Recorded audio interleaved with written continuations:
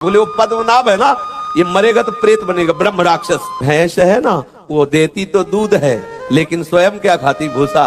बोले ठीक तुम्हारी दशा वही है। राधा वल्लभ श्री हरिवंश। तो आज हम श्री सद्गुरुदेव भगवान के मुख से सुनेंगे कैसे कबीरदास जी ने एक दिग्विजय पंडित को उसका घमंड तोड़कर महान भक्त बना दिया, और फिर कैसे एक कोढ़ी को उसका कोढ़ दूर कर दिया और उसे महान भक्त बना दिया। तो आइए सुनते हैं श्री सद्गुरुदेव भगवान के मुख से राधा वल्लभ श्री हरिवंश। एक प्रसंग श्री भक्तमाल जी में आता है कि एक पद्मनाभ जी नाम के दिग्विजयी पंडित, वो सभी वेदों के पारंगत विद्वान थे, अर्थात उनको वेद कंठस्थ थे। उनको ऐसा नहीं कि शास्त्र खोल के पढ़ना पड़े, हर सूत्र किस पेज में कौन सा सूत्र पूरा, इतनी प्रबल उनकी विद्या थी, सब वेद पूरे कंठस्थ थे। ये बहुत कठिन बात है, लेकिन सरस्वती जी कृपालु हैं उनके ऊपर, तो उनकी बुद्धि चारों वेदों को कंठस्थ किए हुए थी। और भी जितने शास्त्र थे और भी जितने पुराण, पूर्ण उनका अधिकार था, अर्थात सब शास्त्रों का उनको ज्ञान था। कोई भी पंडित जहां ये शास्त्रार्थ करने के लिए जाते तो टिक नहीं पाता था। जब ये शास्त्रार्थ के लिए चलते थे श्री पद्मनाभ जी, तो बैलगाड़ियों में शास्त्र लादे हुए होते थे। ऐसे कई बैलगाड़ियों में पुराण वेद ये सब ऐसे ग्रंथ रखे, क्योंकि शास्त्रार्थ में होता है ये कहां लिखा है, तो उस ग्रंथ को निकालो दिखाओ इनको, इतना उनको ज्ञान था। सब ग्रंथ कंठस्थ थे, प्रमाण के लिए बैलगाड़ियों में ग्रंथ साथ चलते, और बहुत से सहायक विद्वान भी उनके साथ चलते। इनके पांडित्य की धूम मची हुई थी, कोई भी इनके शास्त्रार्थ में सामने टिकता नहीं था। प्रायः इनके सामने आते ही वो हार लिख देता था। कितने से विद्वान घबरा जाते थे, बिना शास्त्रार्थ किए इनको देखते ही घबरा जाते, इतनी जोर का इनका पांडित्य था, इनका यश था। और ये सदल बल के साथ जहां भी जाते वहां सब घबराहट पैदा हो जाती कि दिग्विजयी पंडित श्री पद्मनाभ जी पधारे हैं। पूरे सैनिक जन, विद्वान जन और वाहनों पे शास्त्र लदे हुए हैं, तो सब ये इनका वैभव, इनकी विद्वता, इनका बल देख करके घबरा जाते।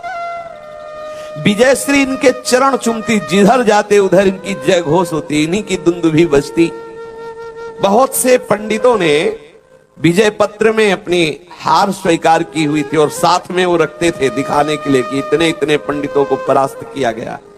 एक कोरा अहंकार, देखो कैसा भगवान की माया का प्रबल स्वरूप। समस्त शास्त्रों का ज्ञानी है, लेकिन वास्तविक शास्त्र ज्ञान से रहित है। सर्वत्र पराजय करने की भावना किसको पराजित करना है? वेद वेदांतों का ज्ञान क्या है? एक ही ब्रह्म के सिवा दूसरा कोई नहीं है। पर ये भगवत कृपा पात्र महापुरुषों से ही जो ज्ञान प्राप्त होता है, वही ज्ञान हमारे जड़ चेतन ग्रंथि का भेदन करता है। नहीं तो देख लो, सब शास्त्रों का ज्ञाता है, और है क्या? पशुता। ये पशुता है, विद्वता के द्वारा दूसरे को दुख देना, उसको परास्त कर देना, उसकी अवहेलना कर देना, इसी को तो पशुता कहते हैं। अपने यश की चाह, अपने सुख की चाह, अपनी प्रशंसा की चाह, यही तो पशुता है। अरे मनुष्यता इसमें आ जाती है जब दूसरे का हित करे, उसे मनुष्य कहते हैं। सच्चा मनुष्य वही है, मनुष्यता कहलाने का अधिकारी वही है जो तन मन प्राणों से दूसरों को सुख पहुंचाने की चेष्टा करे। और महात्मा वही है जो उसके जड़ चेतन की ग्रंथि का भेदन करके परमात्मा साक्षात्कार करा दे। सत्संगति संस्कृति का अंता।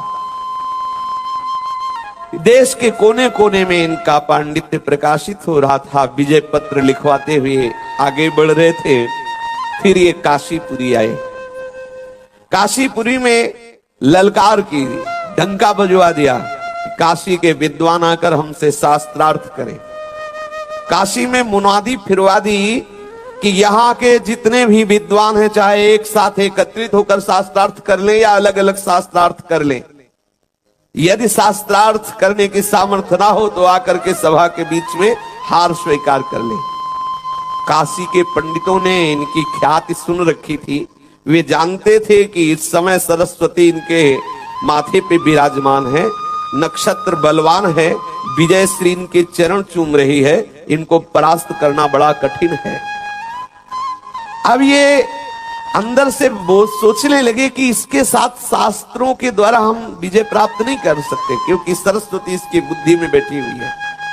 इसको अगर कोई परास्त कर सकता है तो जो सरस्वती के भी ऊपर विराजमान है वो है प्रभु। और जिसने प्रभु को रिझा लिया वही परास्त कर सकता है, दूसरा नहीं। अर्थात भगवत प्राप्त महापुरुष ही से परास्त कर सकता है। पंडितों ने आपस में मिलकर के कहा कि हमारे तो जो कुछ है सब विश्वनाथ जी हैं, इन्हीं से प्रार्थना करते हैं कि कोई ऐसा उपाय बताइए कि पराजय न देखना पड़े। भगवान शिव की वंदना की, पुकारा तो भगवान शिव उनको आदेश दिए कि दिग्विजयी पंडित से तुम कहो कि तुम किस किस से शास्त्रार्थ करोगे। ये ज्ञानियों का घर है वाराणसी, यहाँ झाड़ू लगाने वाले को भी वेदांत ज्ञान है। जैसे यहाँ वृंदावन में कोई भी हो, सब राधा नाम के आशिक हैं, सब भगवत प्रेमी, क्योंकि प्रेम समुद्र वृंदावन, ऐसे ज्ञान समुद्र, ज्ञान खान अगहानी जहां बस शंभु भवानी, वो काशी साक्षात ज्ञान समुद्र है। हमारे परम प्रेमी श्री कबीरदास जी विराजमान है, उससे कह दो तुम्हारा सारा नशा हिरन हो जाएगा विद्वता का, उनके पास भेज दो। श्री भगवान विश्वनाथ जी ने काशी के उन जो साधन परायण ज्ञानी महात्मा जन थे, जो विद्वान जन थे, उनको आदेश किया कि इससे लड़ने की जरूरत नहीं है, इसको कबीरदास जी के पास भेज दो, सारी पंडिताई इसकी हवा हो जाएगी, ये विवश होकर के उनके चरणों में झुक जाएगा, उनके समीप भेज दो। काशी के ब्राह्मण पहले से ही कबीरदास जी का प्रभाव देख चुके थे। भगवान शिव की आज्ञा होने पर सबका हृदय आनंदित हो गया कि बच गए, क्योंकि सब मर्यादित प्रतिष्ठित वाराणसी के विद्वान, और वो हार लिख दे तो दूसरी जगह जाके ये बताएगा कि काशी के विद्वान हार गए, मतलब काशी हार गई, मतलब भगवान शिव की महिमा की बात है। सबका हृदय आनंदित हो गया कि कबीरदास जी के पास इस विद्वान को भेजा जाए, और उसको बुलाया और कहा देखो यहाँ अनेक अनेक भावनाओं से मगन विद्वान हैं, तुम किस किस से शास्त्रार्थ करोगे। हम सब विद्वानों ने निर्णय किया कि यदि कबीरदास जी हार गए तो पूरी काशी हार गई, फिर तुम्हें किसी से तर्क नहीं करना पड़ेगा, हम सब स्वीकार करते हैं, हम सब हार गए। यहाँ तो एक से एक धुरंधर विद्वान है, आपको सालों लग जाएगा यहाँ तर्क करने में, और एक क्षण में निर्णय हो जाएगा। कबीरदास जी से हार लिखवा लो, पूरी वाराणसी के विद्वान हार गए, हम सब स्वीकार करते हैं। अब वो तो बहुत प्रसन्न हुआ, उनका बुलाओ कबीरदास जी को, हमसे शास्त्रार्थ करें। बोले ऐसे वो पंडित नहीं कि तुम्हारे बुलाने पे आ जाए, अगर तुम्हें शास्त्रार्थ करना है तो वहां जाओ, प्रार्थना करो, उनके चरण पकड़ो, अगर वो तुमसे बात कर ले तो तुम्हारे भाग्य हैं। वो ऐसे विद्वान थोड़े कि तुम ललकारो और चले आवे। आप कबीरदास जी के पास जाकर के उनसे तर्क कीजिए, उनको कोई गरज नहीं तुमसे शास्त्रार्थ करने के लिए, तुम आए हो ना विजय लिखवाने के लिए, तो तुम जाओ वहां। श्री पद्मनाभ जी तैयार हो गए, साथ में काशी के पंडित भी हैं। कबीरदास जी के समीप जाकर काशी के पंडितों ने पहले प्रणाम करके कहा महाराज भगवान महादेव जी ने आज्ञा की है, इस दिग्विजय पंडित से आपको शास्त्रार्थ करना है। भगवान महादेव जी ने कहा है। कबीरदास जी के अश्रु आ गए, मेरा स्मरण किया महादेव जी ने, मेरी याद की कि कबीर है मेरी नगरी में। ओहो, महादेव जी ने बहुत आनंदित हो गए, मेरे अहो भाग्य, धन्य भाग्य, परम वैष्णवाचार्य भगवान शिव की स्मृति में हम हैं, ऐसा कबीरदास जी के आनंद में मगन हो गए। शिव जी ने मुझे आज्ञा दी है तो वही मेरे हृदय में बैठ के बुलवाएंगे भी, आने दो उसको। कौन है दिग्विजयी? अब वो काशी के ब्राह्मण निवेदन करके कबीरदास जी से बाहर आए और कहा पद्मनाभ जी से, आइए। पद्मनाभ जी कबीरदास जी के पास गए, साधारण वस्त्र पहने हुए बैठे हुए थे। देखा उसने, लिखा हमको देखते ही हार लिख देगा, बात क्या करेगा। कबीरदास जी बहुत ही दैन्य विनम्र, हाथ जोड़ के, जो हुआ है हाथ जोड़ करके ऐसे बैठ गए। उसने कहा शास्त्रों की चर्चा करो। कबीरदास जी ने कहा हमें पता ही नहीं है कि शास्त्र किसे कहते हैं, शास्त्रों में क्या लिखा है। बोले काशी के तो विद्वानों ने कहा है कि आपको परास्त कर दे। हमें लगता है आप ये शालीनता दैन्यता युक्त बात कर रहे हैं, नहीं पूरे काशी के पंडित आपको क्यों कहते, आप हमसे शास्त्रार्थ करो। बोले सच्ची कहते हैं, मसी कागज छुयो नहीं, कलम गयो नहीं हाथ, अर्थात आज तक का नहीं पढ़ा, का स्कूल नहीं गए जी, का नहीं पढ़ा, कभी कलम दवात नहीं छुई, तो शास्त्र तो बहुत दूरी की बात है, हम तो अनपढ़ है। तो उन्होंने कहा कि बस हमें पहले बता दिया गया है कि आप ऐसे सहज में शास्त्रार्थ नहीं करते, पर आपको करना होगा, और पूरी काशी हार जाएगी यदि हार पत्र में लिख देंगे आप। तो उन्होंने कहा जब आप कह ही रहे हो कि आप शास्त्रार्थ करो, तो शास्त्रार्थ तो नहीं कर रहा, मैं पूछना चाहता हूं, पढ़े लिखे हूं नहीं, समझ के पढ़े हो कि पढ़ के समझे हो? कबीरदास जी ने उनसे कहा, समुझी पढ़े कि पढ़ समुझी, अहो कहो कबीराए।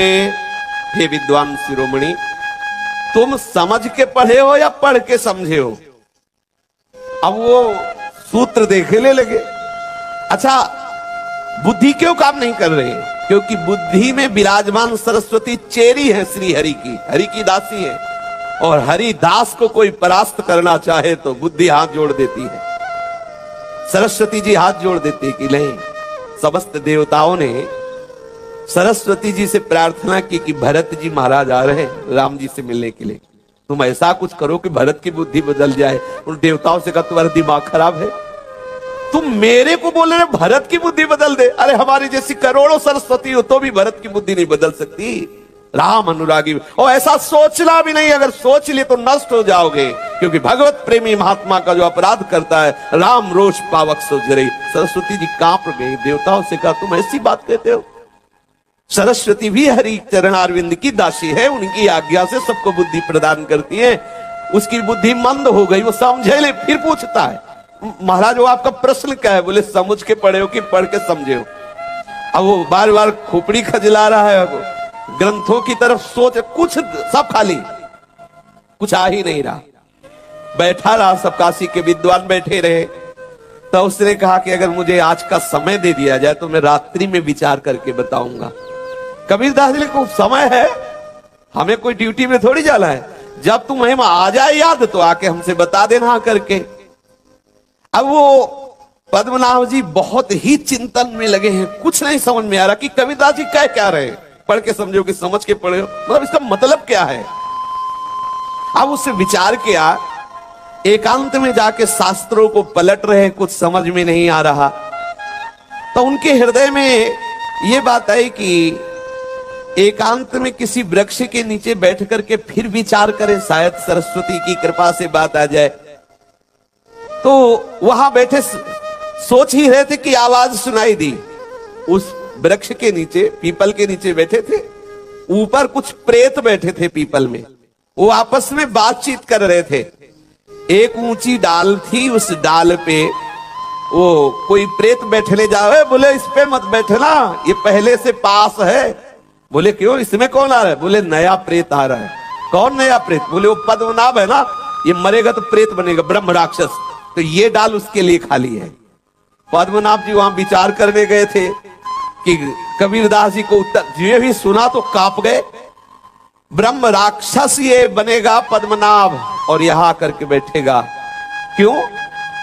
ये तो पंडित है, समस्त शास्त्रों का ज्ञान है, इसने शास्त्र ज्ञान का दुरुपयोग किया है, ये दूसरों को दुखाया है, दूसरों को दुख दिया है, ये दूसरों को परास्त करके अहंकार से युक्त है, इसने वास्तविक शास्त्र का ज्ञान नहीं समझा, इसलिए मरेगा तब ब्रह्म राक्षस बनेगा। और इस डाल में ये पहले से आरक्षित है, इसमें कोई नहीं बैठ सकता। अब ये तो कांप गए पद्मनाभ जी कि अरे मुझे ब्रह्म राक्षस बनना पड़ेगा, ब्रह्म पिशाच होना पड़ेगा। अब वो उन्हीं प्रेतों से हाथ जोड़ करके बोले कि कोई उपाय भी तुम्हें पता है जिससे मैं बच सकता हूं? बोले एक ही उपाय है, जिनसे तुम तर्क कर रहे हो, वो सिद्ध महापुरुष, भगवत प्राप्त महापुरुष है कबीरदास जी। यदि उनकी शरण में चले जाओ तो तुम बच सकते हो, दूसरा कोई उपाय नहीं है। अब कबीरदास जी के समीप गए, साष्टांग प्रणाम किया, और भी काशी के विद्वान की आज कोई ना कोई तर्क तो करेगा ही। और वहां जब गए तो साष्टांग प्रणाम कबीरदास जी को किया और बोले मैं वास्तविक बात समझ गया कि न मैं समझ के पढ़ा हूं न पढ़ के समझा हूं, क्योंकि हमें हमारे लिए व्यवस्था हो रही है, हम सुन के आ रहे कि हमें ब्रह्म राक्षस बनना पड़ेगा, ब्रह्म राक्षस बन के भूतों के बीच में रहना पड़ेगा। अंदर से मेरा हृदय जल रहा है, मुझे विद्या का फल नहीं मिला क्योंकि मुझे विवेक नहीं प्राप्त हुआ। अगर विवेक प्राप्त हुआ होता तो ये मैं तर्क करके दूसरों को दुखी न करता, दूसरों का अपमान न करता। कबीरदास जी ने कहा कि वास्तविक बात तो यही है कि समस्त शास्त्रों का सार है प्रभु के चरणारविंद की भक्ति। पांडे पंडित जी, तुम्हारी बुद्धि कैसी कुमति हो गई है। तुम तो भगवान नाम जप नहीं रहे हो और शास्त्रों की विद्वता का अभिमान रखते हो। तो ऐसे ही तो शास्त्र ज्ञान हुआ, जैसे गधे की पीठ में चाहे ईंट लाद दो, चाहे चंदन लाद दो, चाहे वेद लाद दो, उसको बोझा ढोने से मतलब है। ऐसे बुद्धि तुम्हारे वेद का बोझा ढो रही है। वास्तविक ज्ञान तो तुम्हें हुआ नहीं, तुम्हारी बुद्धि शुद्ध नहीं है। समस्त वेदों का कंठस्थ करने वाले की भी बुद्धि कबीरदास जी कह रहे शुद्ध नहीं है। क्योंकि यदि बुद्धि शुद्ध होती तो राम नाम तत्व, प्रभु के नाम में तुम्हारी प्रीति हो जाती। प्रभु के नाम को समझते। तुम्हारे मुख में जो आज धूली है, ये क्या अहंकार की धूली, ये विजयश्री जो हृदय में लिए हुए अहंकार की, ये तुम्हारे मुख धूल धूसरित है। वास्तविक विजयश्री है समस्त अहंकार को मिटाकर भगवदानंद में डूबना, भगवान नाम रटन में डूबना। वेद पढ़ा का यह फल पांडे सब घट देखे रामा। समस्त वेदों के पढ़ने का स्वाध्याय का फल यह है कि चराचर जगत को अपने भगवान का स्वरूप समझे। अहंकार करके दूसरों को पराजित करने वाली बुद्धि कुमति है। जन्म मरण से वही छूटा जो सारे जगत को भगवत स्वरूप मान करके निरंतर नाम रटता रहा, उसका जन्म लेना सफल हो गया। देखो, नाना प्रकार से जीव माया में बंधा हुआ डोल रहा है। मुक्त होने का एकमात्र उपाय इन सिद्ध महापुरुषों ने भगवत शरणागति, भगवान नाम, और उसका स्वरूप रंग यही है कि चराचर जगत मेरे आराध्य देव का स्वरूप है। ऐसा मानकर सबसे अपने राग को खत्म कर एकमात्र प्रभु के नाम में राग करके निरंतर रटे। दूसरों को दुख पहुंचा रहा है, दूसरों को कष्ट दे रहा है, दूसरों के मान का मर्दन कर रहा है, तो कसाई किसे कहते हैं?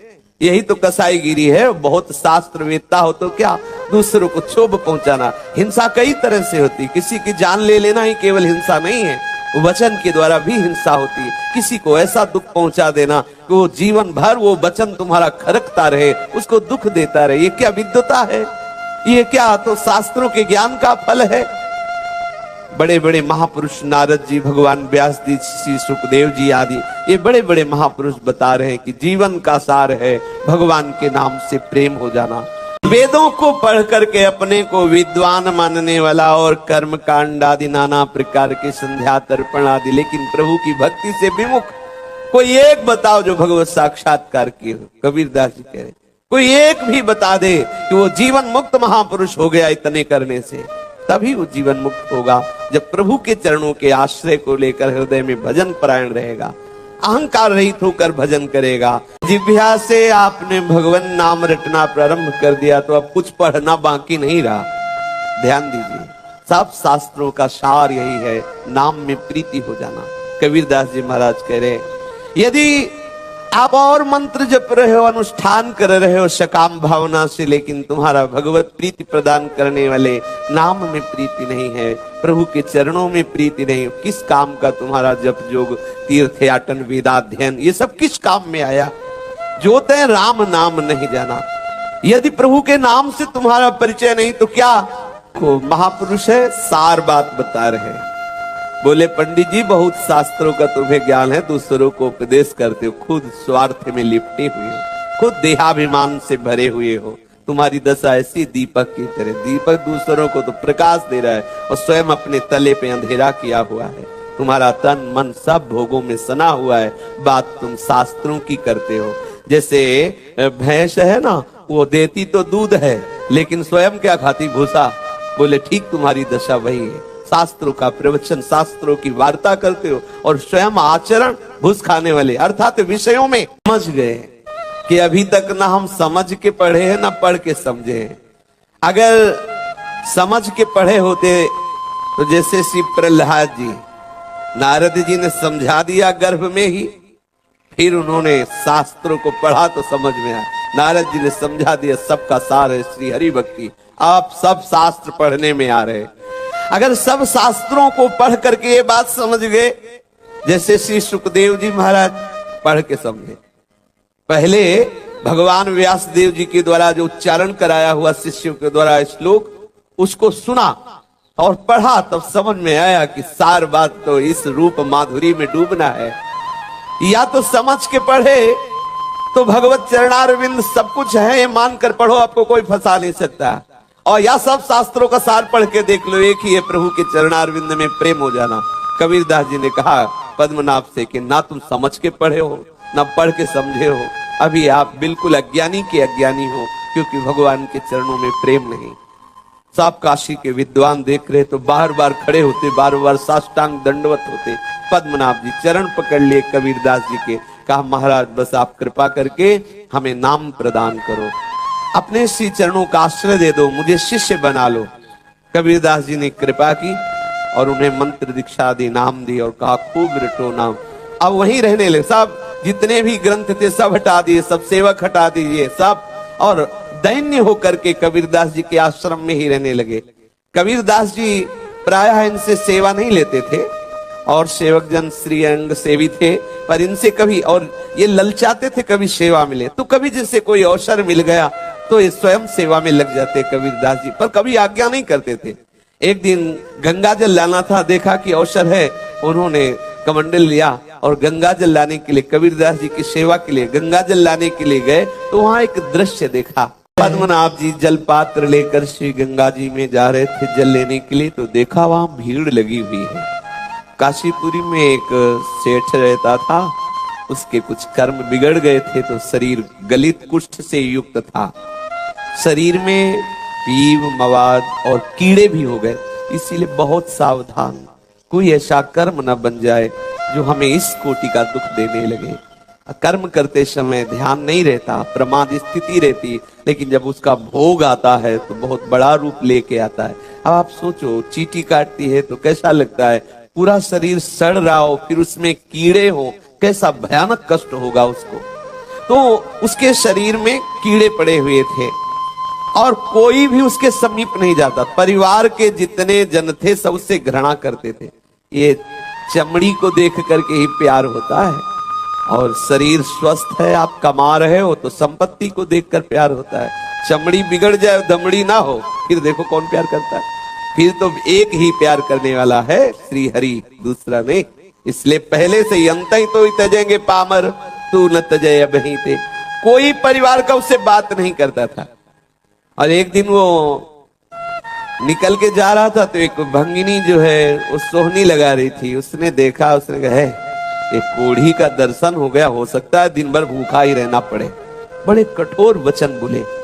उसने विचार किया कि परिवार में तो कोई प्यार नहीं करता, कोई बात नहीं करता, बाहर निकलो तो लोग ऐसे मुंह में कपड़ा लगा के उपहास करते हुए कि देखो कैसा कुष्ठी है, नीच है, ऐसा देखो। एक भंगिन भी हमें गाली दे रही कि आज इस कोढ़ी का मुंह देख लिया, हो सकता है पूरा दिन भोजन ना मिले। ऐसे शरीर को रख के क्या करें, चलते हैं गंगा जी में आत्महत्या कर लेते हैं। वो शरीर को रस्सी से ऐसे पत्थर से लपेट के कगार में कूदना चाहता था, लोगों ने बचा लिया, लोगों ने रोक लिया। पद्मनाभ जी नजदीक वहां गए और उसे कहा कि तुम शरीर को नष्ट करना चाहते हो, क्यों नष्ट करना चाहते हो? इस कुष्ठ की पीड़ा से तुम्हें पता नहीं भगवान का नाम कितनी सामर्थ्य से युक्त है, तुम इसकी चिंता मत करो। खोलो ये रस्सी, खोलो, पत्थर हटाओ और अभी तुम गंगा जी में जाओ और मैं जैसा बोल रहा हूं वैसा तुम बोलो। वो गंगा में खड़ा हुआ तो उन्होंने कहा जोर जोर से बोलो राम, डुबकी लगाओ, फिर राम बोलो, फिर डुबकी लगाओ, फिर राम बोलो, 3 बार तुम ऐसा करो। गुरुदेव के द्वारा दिए हुए नाम में अपार सामर्थ्य है। श्री कबीरदास जी के शरणागत होते ही ऐसे सिद्ध महापुरुष के हृदय के संकल्प ने इनको नाम प्रेमी बना दिया। इनके हृदय में बात बैठ गई कि नाम में अपार सामर्थ्य है। उस कुष्ठी को कहा तुम डुबकी लगाओ, राम बोलो। जे भी एक राम कह के गंगा में डुबकी लगाई तो जो पीप, सड़न, कीड़ा ये सब गायब, घाव दिखाई दे। दोबारा राम बोले, डुबकी लगाई, वो घाव खत्म हो गए। तिबारा राम बोल के डुबकी लगाई, एकदम स्वस्थ और चमकता हुआ शरीर। 3 बार नाम के उच्चारण मात्र से न जाने कहां वो गलित, कुष्ठ, दुर्गंध, कीड़े सब खत्म हो गए। अब पद्मनाभ जी उसे प्रसन्न मुद्रा में, अब जाओ तुम जाओ। वो तो चरणों में लुट गया, महाराज मैं तो अपना जीवन अर्पित कर रहा था गंगा जी में, अर्थात आत्महत्या कर रहा था, अब ये जीवन आपका। तो बोले फिर निरंतर नाम जप करो, बैरागी होकर के संसार से राग ना करते हुए। देख ही लिया तुम्हारे देव कितना बढ़िया अवसर, प्रतिकूलता थी तो सबके चेहरे नजर आ गए कि कोई प्यार नहीं करता। अब जीवन को प्रभु के चरणों में समर्पित करके और निरंतर भजन करने का दृढ़ निश्चय कर लिया। और पद्मनाभ जी बड़े आनंदित हो रहे हैं कि कबीरदास जी को जाके बताएंगे कि गुरुदेव देखो आपके द्वारा दिए हुए नाम का प्रताप, 3 बार नाम उच्चारण मात्र से उसका कुष्ठ नष्ट हो गया और वो स्वस्थ हो गया। वो तो अंदर से बहुत इस बात में आनंदित हो रहे हैं। कबीरदास जी के समीप गए और जाकर के कहा कि गुरुदेव आज बहुत नाम का चमत्कार हुआ, 3 बार नाम उच्चारण करने से उसका रोग नष्ट हो गया, वो स्वस्थ हो गया और उसने अपना जीवन भगवान नाम के प्रति समर्पित कर दिया। कबीरदास जी नाराज हो गए, कहा 3 बार नाम, ये तो नामाभास से ठीक हो सकता था। नामा राम ऐसे उच्चार, राम पूरा निकालने की जरूरत नहीं थी, नामाभास से ठीक हो सकता था। जैसे कुत्ते को मारने के लिए बबर से छोड़ दे, मच्छर को मारने के लिए ब्रह्मास्त्र छोड़ दे, ऐसे ही तुमने एक साधारण रोग को नष्ट करने के लिए 3 बार नाम का प्रयोग, तुम नाम की महिमा नहीं जानते हो। कबीरदास जी, ये नामाभास से ठीक हो सकता था। आपको लगेगा कि ये महिमा की बात कर रहे हैं, ऐसी बात नहीं, सच्ची बात मानिए। जो भगवत प्रेमी महात्मा जन है वो इस नाम का फल ये नहीं चाहते कि नासवान शरीर स्वस्थ हो। भगवान नाम में अपार सामर्थ्य है। इस नाम को जप कर इस शरीर से ही राग खत्म हो जाए, प्रभु से अनुराग हो जाए, यही जीवन का सार है। हम एक एक कदम संभाल संभाल के रखें, हमारा कोई भी क्षण प्रभु से विमुख आचरण करने में ना जाए, प्रभु का नाम ना भूल जाए, किसी से तर्क विवाद में ना फंसे। एकमात्र अब जीवन का उद्देश्य और निरंतर नाम रटते हुए अपने जो आचार्य गुरुजन हमें सिद्धांत बताते हैं उस वैष्णव धर्म के अनुसार जीवन निर्वाह करते हुए हमारी अंतिम यात्रा में हमारे प्रभु हमें मिल जाए। हमारा इस जीवन की शाम होते होते निकुंज में प्रवेश हो जाए, स्वामिनी जी और लाल जी के समीप रहने को मिले, उनकी सेवा मिले, उनकी लीलाओं में डूबे, यही अंदर आकांक्षा करो। खूब नाम जप करो, तर्क विवाद निंदा स्तुति ये सब राधे राधे सब जो तेरे भावे जो करे भलो बुरो संसार। नारायण तू बैठ के अपनो भवन बुहार, अपने हृदय को पवित्र करके प्रियालाल के बैठने का स्थान बना दो। खूब नाम जप करो, खूब लीला गायन करो, ना किसी की निंदा करो, ना किसी की निंदा सुनो। यहाँ क्या हार जीत, अपना ही प्रीतम स्वरूप, किससे जीत किससे हार, बस अपने को हार जाओ प्रीतम के चरणों में। शेष चर्चा आगे। श्री राधा वल्लभ लाल की जय।